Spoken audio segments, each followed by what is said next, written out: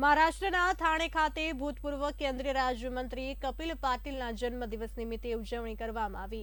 ભિવંડી તાલુકાના માનકોલી ખાતે આયોજિત ભવ્ય કેન્દ્રીય રાજ્યમંત્રી પંચાયતી રાજ કપ 2025ના ઉદ્ઘાટન સમારોહમાં મુખ્યમંત્રી દેવેન્દ્ર ફડણવીસ ઉપસ્થિત રહ્યા હતા।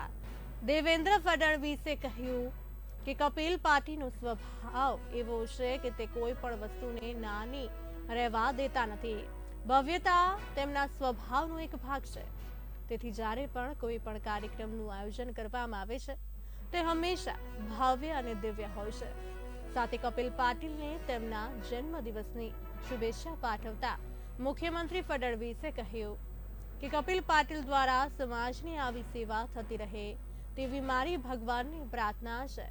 આ પ્રસંગે ભૂતપૂર્વ કેન્દ્રીય રાજ્યમંત્રી કપિલ પાટીલ, ધારાસભ્ય નિરંજન દાવખરે, ધારાસભ્ય સુલભા ગાયકવાડ, જિલ્લા મેજિસ્ટ્રેટ અશોક શિંગાર, આયોજક પ્રતાપ પાટીલ, વિવિધ ક્રિકેટ ટીમ ખેલાડીઓ અને મોટી સંખ્યામાં દર્શકો હાજર રહ્યા હતા।